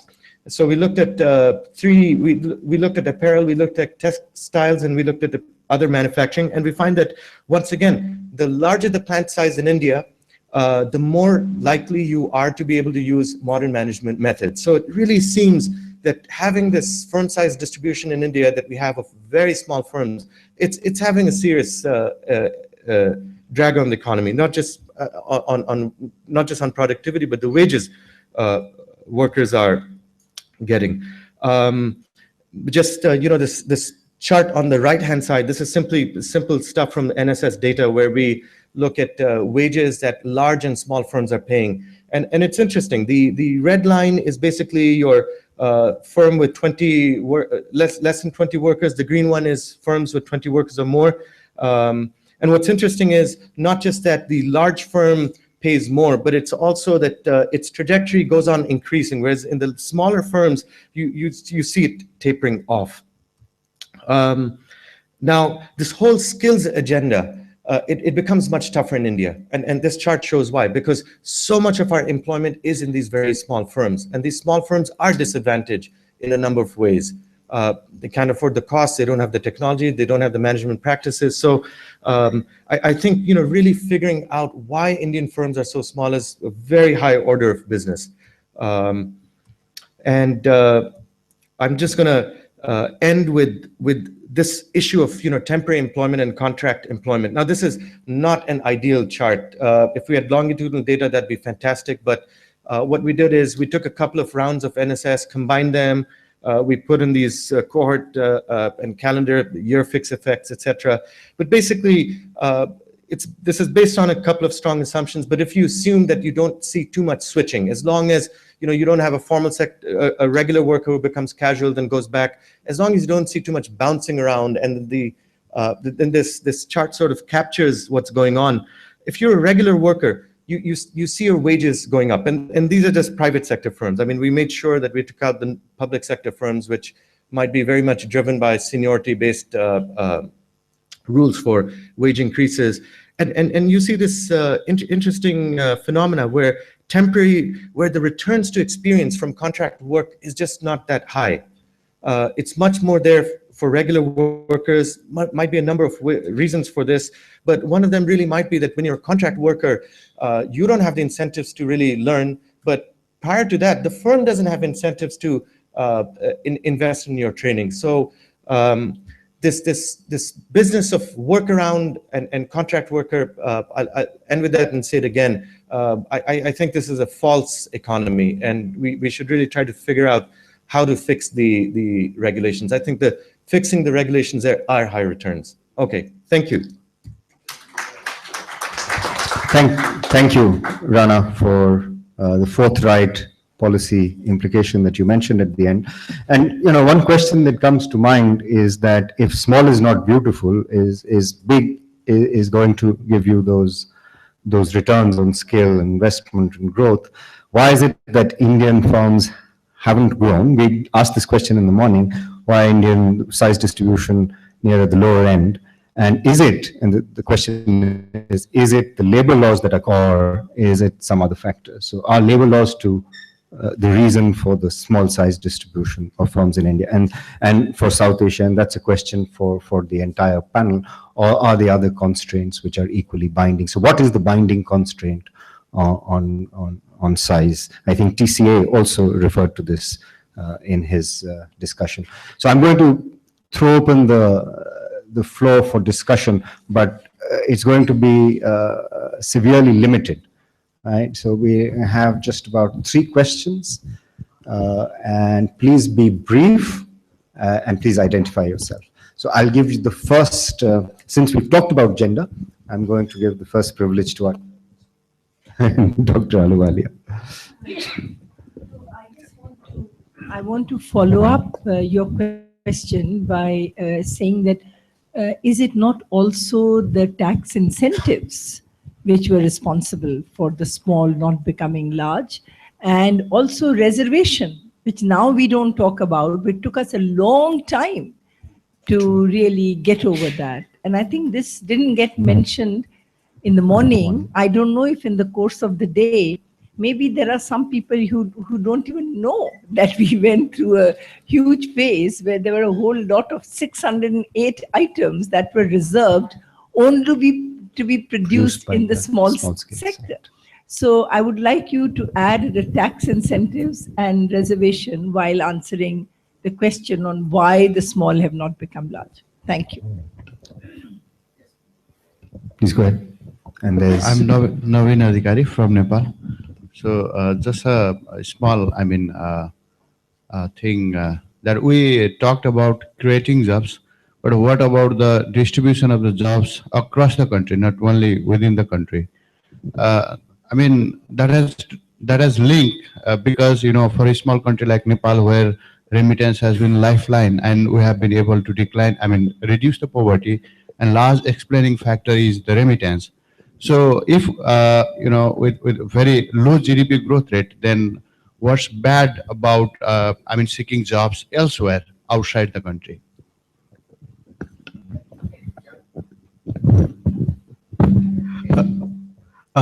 This is Rahul Sapkar working with the UNICEF India. My question is directly to the Rana Hasan regarding the effectiveness of the TVET. Under the RMS scheme, the government of India is really interested to vocationalize the secondary school educations. So we are doing a pilot in the state of Maharashtra where we are actually introduced the vocational education in the 9th grade onwards. So what our baseline result shows that, okay, even though if you have a vocational education in the schools, their returns are not that much beneficial to the students. So the first thing about that, the demand is not, there is a completely mismatch between what kind of a courses we are offering. Another point is that if you do some empirical evidence exercise with the 68 round of NSS, so with the vocational training, the returns are quite higher. People who have actually gone through beyond secondary educations with the vocational training, and returns are much more higher with the informal training, which employer usually conduct. So is this really space, okay, where you really want to make the employer, the firm as a participant who can provide and retain that service? So what is your opinion about that? Okay, I think there was one more question, sir. Natarajan. Yeah, last question, definitely. Thank you for your patience. Yeah. I'd like to thank Dr. Hasan for pushing the anxiety button, and I'd like to base my question on the extreme, on the 2 presentations on the extreme right. I think what we're looking at is that we're showing satisfaction with incrementality, in the sense that, poverty alleviation, which is an incremental thing. Whereas Dr. Ghose is saying that we should be looking at exponentiality, huge growths. So I don't know if I'm anticipating tomorrow's sessions, but I think Poland and Paris are coming in tomorrow. But what's the role of the multinational corporation in creating that exponential growth in jobs? And I'm talking of multinationals, not necessarily European or American, but they're Asian and East Asian and Latin American. So could you have a bit of a view on the multinational role in growing? Thanks.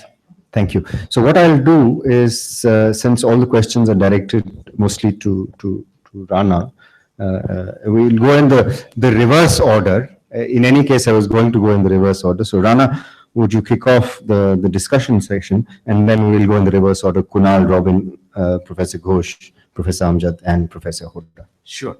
On the small-scale sector reservations, actually, Robin had made a presentation in the morning, which I think dealt with that quite nicely, showing that the policy did have major impacts. I don't know if he wants to say anything about that, but I agree.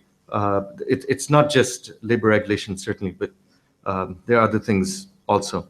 Then the thing on the TVET, I think the point you're making is very nice in that, and this is why I think it's so important to get the design right. You're talking about a pilot program where some skill training has been provided, but without really looking at what the demand side was.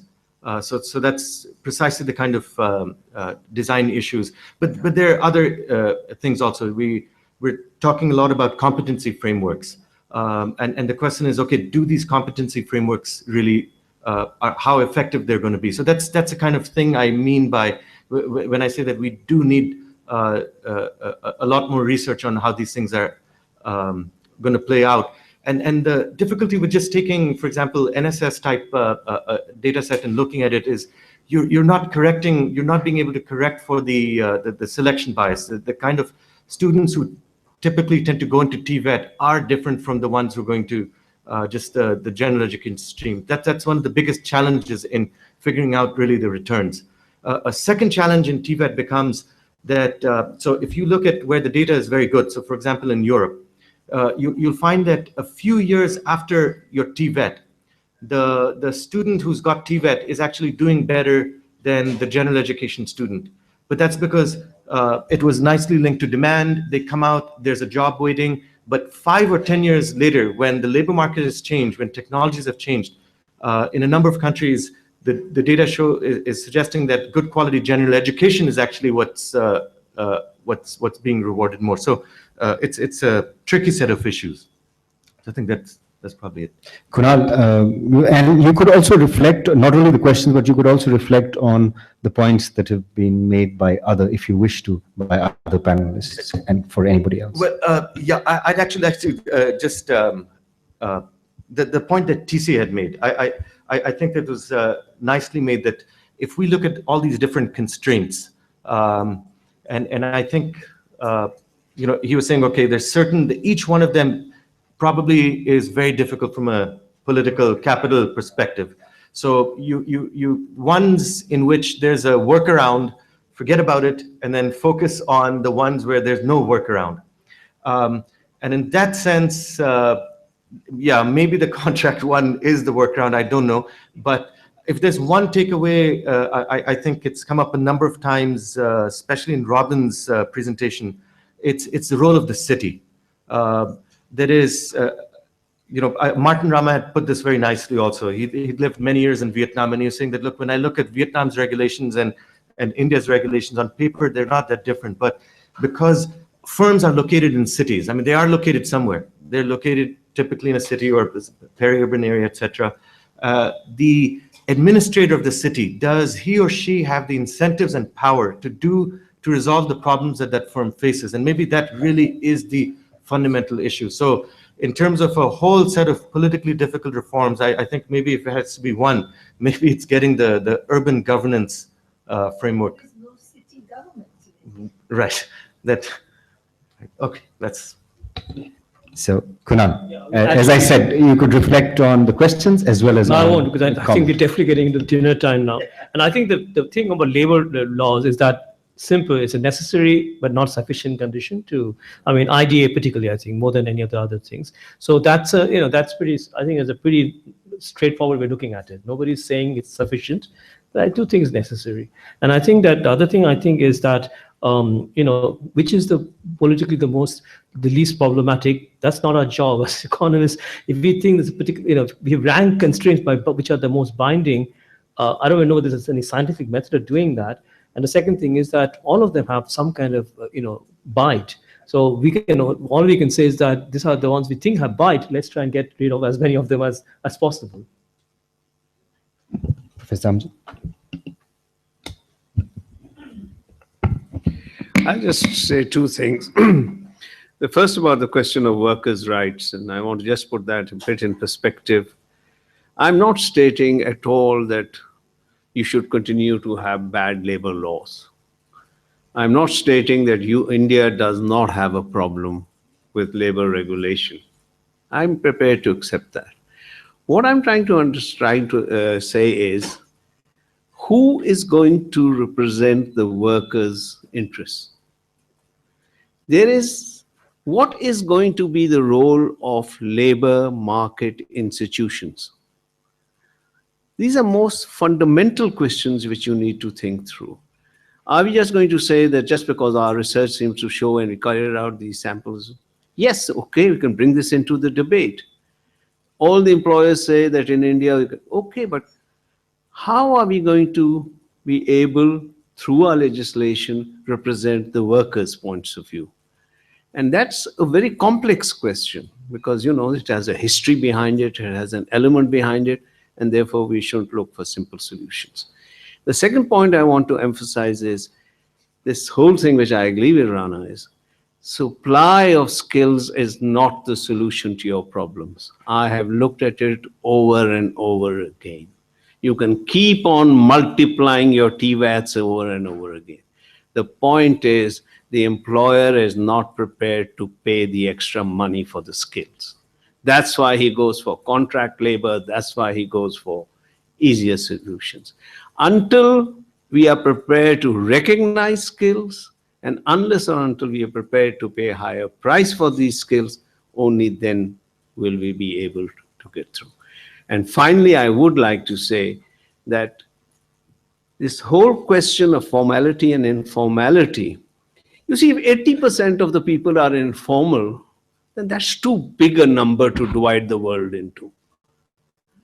The point is that informality is a continuum. There are people who are much more informal, and there are different degrees of informality. So I think the debate on informality is important, but the question of how we want to analyze it and then to draw conclusions from it is much more complex than just by dividing it into formality and to informality. Thank you. Professor Burgess? Okay.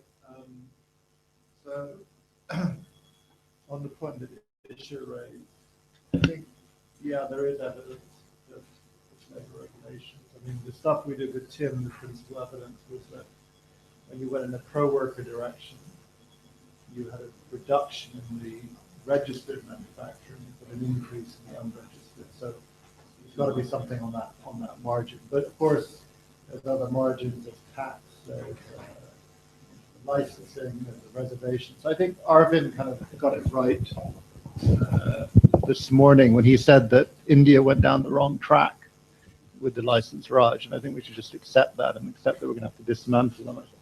I agree that we need representation of workers, but I think actually this contract worker thing, I mean, I've looked a little bit in Spain, is even more problematic than you realize, because if you know you have to turn over the worker at the end of the year because otherwise they have rights to permanent employment, you're absolutely minimizing the amount you want to invest in that worker.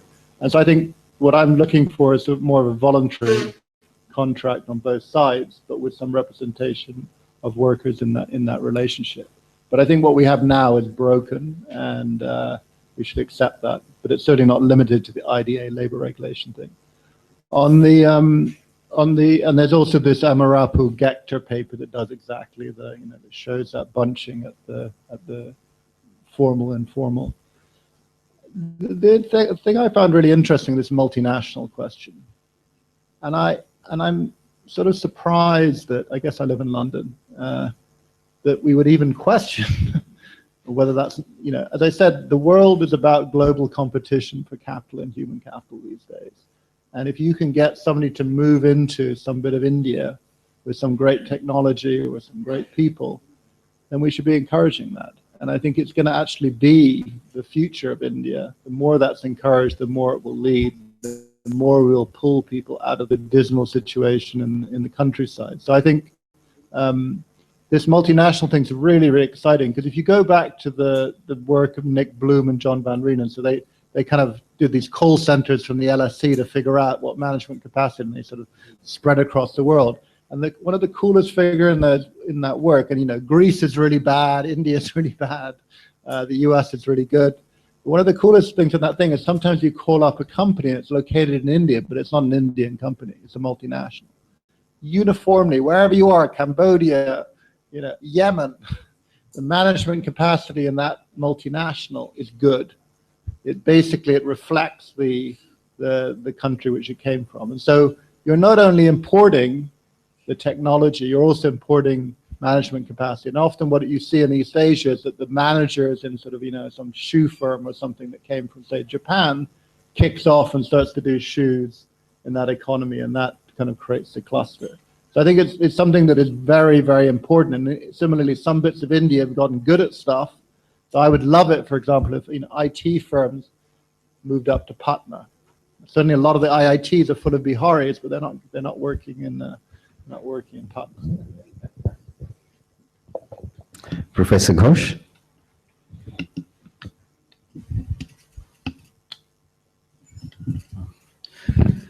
Well, on this issue of multinationals, I want to say something. Now, theoretically, yes, multinationals played a big role, we know, in China, and in generating jobs in a big way. But I'm nevertheless skeptical for the simple reason that, you know, when you look at the structure of multinationals, the kind of jobs that they would generate, we know that there would be more labor-intensive segments of the production chain, and much of the value added is still in the developed countries.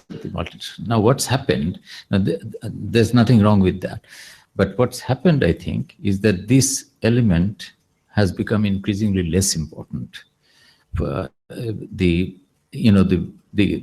amount you can, because the share of value added of this component in total value added has gone down tremendously, and therefore attractiveness of cheap labor kind of thing is no longer really that strong.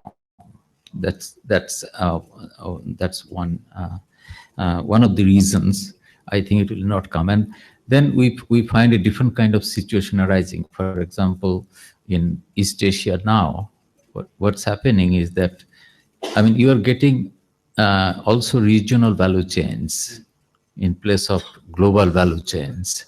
So China has become the centerpiece, and you're getting value chains around China. You then combine this with the present global situation, global growth being what it is, and it doesn't look like it's going to. So theoretically it's possible, but in reality, I don't see that it will be playing a big role in doing what. So actually, much of the responsibility will have to be on our domestic ability. Let me. I would like to make two brief comments on two things. One is on skills, and here the brief comment is that I absolutely agree. I mean, I wanted to say this too, that education is basic. The skill generation programs, I mean, they have their uses, but it's no substitute for good education. If you have good basic education, you can acquire skills. A lot of the skills are acquired on the job, and as you were saying, that experience is much more relevant in generating the skills. But the problem in these countries is really that our basic education is not there. I mean, it has not been, and it's a result of the state policy. It's not that, it could not have been there. But somehow or other, these countries, and this is also behind the services-led growth. I mean, you have got this kind of a structure, and that's more suited in a way for services. One talks about comparative advantage, but comparative advantage in what? I mean, you probably have comparative advantage in skilled labor, and so it's no wonder that certain kinds of services get. So there is a real thrust needed actually towards the basic education, improving the basic education in the country. The other thing I wanted to say on labor regulations is, the kind of contradiction that Rana pointed out in surveys you get the same kind of contradiction here. I mean, most of the time people argue labor regulations are major problem, major constraint. Then all the surveys of enterprises tend to show that they do not rate it, the enterprises do not rate it as a major constraint. It comes way below actually, the number of constraints and their ranking. Even the World Bank surveys tend to show that. So there is some kind of contradiction. Having said that, I think, in other words, one should not take there are many other constraints. This is the point, and therefore one should not.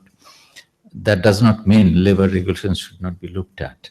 But sometimes, somehow, whenever one talks about constraints, one gets to hear only about labor regulations and to the exclusion of other constraints. That's not quite.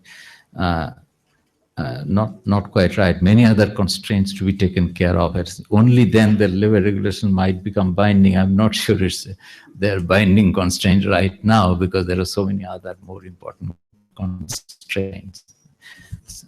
Thank you. I stop there. Thank you, Professor Ghose. Professor Hoda? Thank you. I would like to address this issue of what is the role of multinationals in this process of industrialization and generation of jobs. Now, my views are somewhat different from those of Ajit Ghose, who just spoke on this issue. Having studied the subject very recently on how growth in industries took place in ASEAN, I believe that the multinationals play a tremendous role in developing supply network, the supply chains and international production networks. And it is their role which has helped the ASEAN to increase their industrialization recently. See, what happens is that the multinationals, especially the owners of original brands and original equipment manufacturers, they bring in investment. And then they decide how to import the intermediate goods or how to acquire the intermediate goods, whether by outsourcing or offshoring. And then there's a tremendous supply chain created, which results in increase in industrial activity. And not only that, in most cases, the enterprise that they establish gets surrounded by a cluster of enterprises, local enterprises, some of whom have a relationship with the multinational in the home country. And there is an overall increase in the industrial process. So this is a process that has unfortunately completely skipped India so far. As a result, what is happening is that we are importing totally finished products, such as in the last year, we imported 15 billion worth of only telephone sets. We imported 5 billion worth of computers. And we imported 500 million worth of TV sets. And these are all finished equipment. These were all manufactured either in China or in the ASEAN countries through this process of supply chain. It would be much better that this tremendous market that we have, we translate it in terms of making these products through this process of supply chain in India. For that, there are a few things which we have to do. The biggest turnoff, of course, the infrastructure is there, the physical infrastructure is a big disincentive for the multinationals. But of late, my consultations with these enterprises has led me to the conclusion that the taxation environment and the internal taxation here, I mean the lack of GST and so on, these two have a very big role to play in discouraging multinationals from coming into India. And it is, if we want them to come in, we have to address these issues. Hopefully, GST will be addressed soon. Now, the issue that Mr. Ghose raised about very little value added, that is not so important. You see, you may have very little value added, but if you have to produce 15 billion worth of handsets, then a lot of labor will be in. The generation of employment will be huge if we encourage these people to come. And actually, India's policies are to encourage them to come. But unfortunately, the situation on the ground is such that they are not encouraged to come. Just by telling them that you come and make in India, it's not enough. We have to sort of give attention to all the 5 or 6 factors to which I referred earlier in the afternoon. Thank you. Thank you, Professor Hoda, and thank you all the panelists for, I think, what has been a stimulating discussion on a very challenging topic of creating jobs, challenge of creating jobs in South Asia. And we were told, in the panel, we were told that it's not just a problem of creating just jobs for the people who are unemployed, it is also creating productive jobs for people who are underemployed and getting them into productive. And that becomes, the magnitude of that problem then becomes very, very high. And it goes from 100 million to 240 million in South Asia. So clearly the magnitude of the problem is very, very large. Of course, there are going to be no quick fixes for this, as the panel has shown, and it was a wide-ranging discussion. So whenever we talk about jobs, I think in South Asia and in India, I think this came out quite clearly in the panel, and I agree with, when Kunal says there's a disproportionate focus on labor laws. There are many other constraints, and it almost becomes a mug's game to try and rank some of those constraints. But if you're doing a kind of a, as Rana said, if one has limited political capital, and then what would you try and address? That question also, I mean, we don't have a clear answer. We know what we could address. Different panelists would go for different things. But if we had limited political capital, maybe labor laws would not be the first thing that one would target, because as we've seen, that there could be a turnaround. But clearly, this is a challenging issue, and all the other issues about becoming, big, moving from informal to formal, the question of education, the question of migration, the question of skills, currently discussed in the plan. So what we started off in the morning as an excellent and stimulating session, we have capped off the day with another stimulating session. So what I would request you to do before you have your dinner is to give another round of applause to our excellent panelists. Thank you very much. And now all of you are invited to a much deserved cocktails and dinner. Thank you very much. Just a small announcement that we'll be beginning with the first session tomorrow at 9 a.m. sharp. Thank you.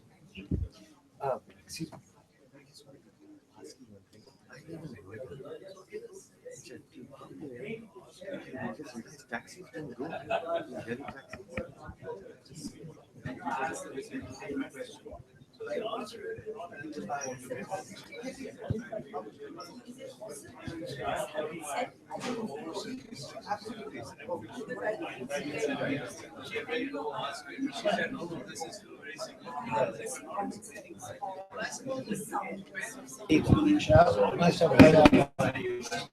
We used to have slang